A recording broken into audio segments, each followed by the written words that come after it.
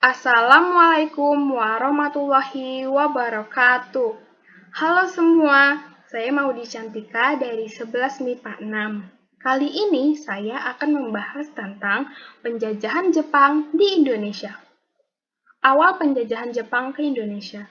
Jepang datang ke Indonesia pertama kali di kota Tarakan, Kalimantan Timur pada tanggal 10 Januari tahun 1942. Di tanggal 24 Januari di tahun yang sama, Jepang menduduki daerah Balikpapan. 5 hari kemudian, di tanggal 29 Januari 1942, Jepang menduduki Pontianak. 1 bulan kemudian, Jepang menduduki Palembang. Namun, kemudian Jepang berpindah untuk menduduki Kepulauan Jawa pada tanggal 16 Februari tahun 1942. Lalu kita masuk ke latar belakang. Jepang datang ke Indonesia karena beberapa alasan. Di antaranya, yang pertama, ingin menguasai wilayah Asia Pasifik pada Perang Dunia Kedua. Yang kedua, menyerahnya Belanda ke tangan Jepang pada 8 Maret 1942 di Kalijati. Yang ketiga, untuk mencari daerah industri. Yang keempat, adanya semangat Shintoisme atau membangun kesatuan umat manusia. Yang kelima, ada gerakan 3A. Dan yang terakhir, karena kekayaan alam yang dimiliki Indonesia sangat melimpah. Selanjutnya, pendekatan Jepang ke rakyat Indonesia. Hal ini dilakukan agar rakyat Indonesia simpati terhadap Jepang, antara lain pendekatan kepada tokoh dan pemuda Indonesia, propaganda anti-imperialisme dan anti-sekutu, yang terus ada melancarkan gerakan 3A dan politik dumping, menganggap Jepang sebagai saudara tua bangsa Asia, Nipponisasi, dan yang terakhir ada menarik simpati umat Islam dan organisasi Islam.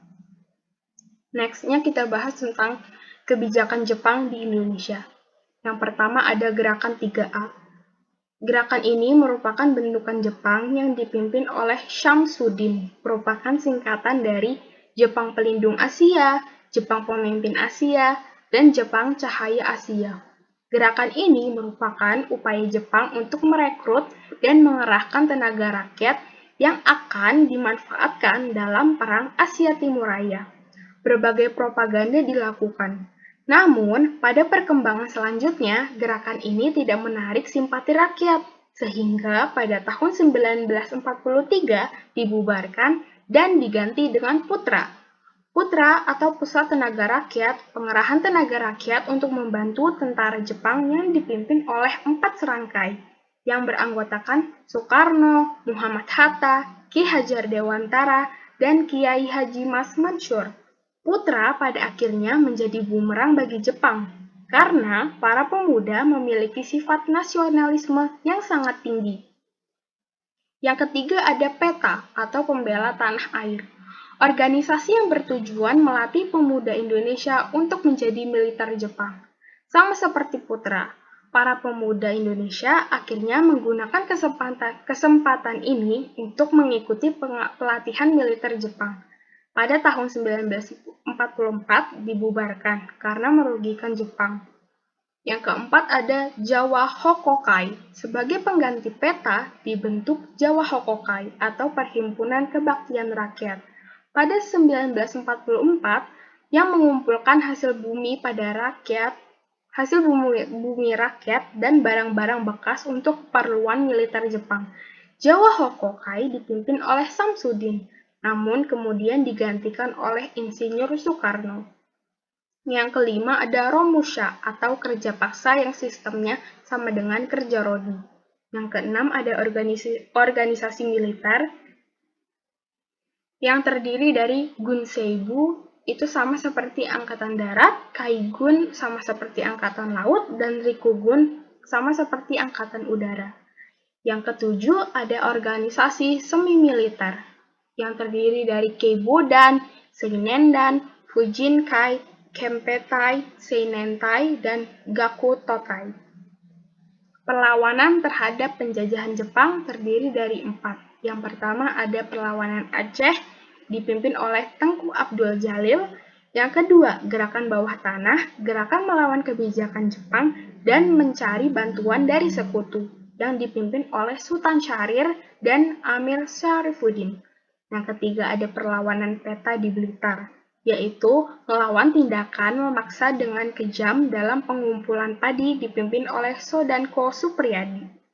Yang keempat ada perlawanan Singaparna, yaitu melawan kebijakan Sekerai membungkung ke arah Tokyo oleh Kiai Haji Zainal Mustafa karena dianggap menantang ajaran Islam. Lalu kita membahas tentang akhir kekuasaan Jepang di Indonesia. Akhir 1944, Jepang semakin terjepit akibat kekalahan yang dialami dalam setiap medan pertempuran melawan sekutu. Perdana Menteri Koiso mengeluarkan janji kemerdekaan pada tanggal 7 September 1944 dalam sidang parlemen Jepang di Tokyo. Sebagai bukti dan tindak lanjut janji tersebut, pada tanggal 1 Maret 1945, Letnan Jenderal Kumakichi Harada atau pemimpin militer di Jawa mengumumkan dibentuknya Dokuritsu Junbi Chosakai atau BPUPKI dengan ketuanya Dr. Kanjeng Raden Tumenggung Rajiman Wedyodiningrat. Dalam perkembangannya, BPUPKI dibubarkan, lalu diganti dengan Dokuritsu Junbi Inkai atau PPKI. Badan ini diresmikan sesuai dengan keputusan Jenderal Terauchi pada tanggal 7 Agustus 1945.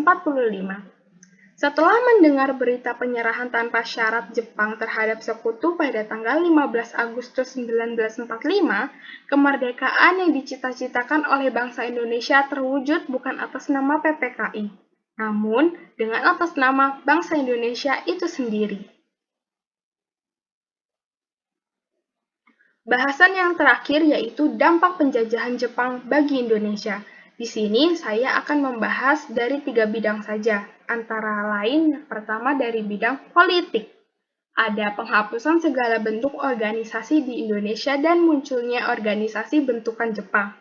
Kekalahan Jepang oleh sekutu membuat Soekarno-Hatta dan Syahrir dibebaskan. Orang pribumi dapat menempati jabatan penting dalam organisasi atau lembaga penting.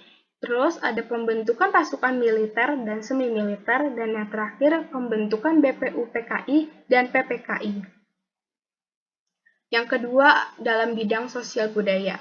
Munculnya kerusakan mentalitas dan trauma berkepanjangan rakyat Indonesia. Berkembangnya tradisi kerja bakti, kerjasama, gotong royong, dan keuletan dalam melakukan pekerjaan, berkembangnya pendidikan yang tidak bersifat diskriminatif, dan berkembangnya bahasa Indonesia dan nama yang diindonesiakan. Lalu yang terakhir, bidang ekonomi. Munculnya kemiskinan, penderitaan, dan eksploitasi sumber daya alam dan sumber daya manusia. Perekonomian dikuasai Jepang dengan sistem ekonomi autarki dan kinrohoshi atau kerja bakti. Yang keempat, terjadi krisis ekonomi dan inflasi yang sangat merugikan masyarakat. Dan yang terakhir, seluruh sumber daya alam dan bahan mentah digunakan untuk kegiatan perang Jepang. Sekian dari saya, mohon maaf apabila ada kesalahan dalam lisan atau tulisan. Saya ucapkan terima kasih. Wassalamualaikum warahmatullahi wabarakatuh.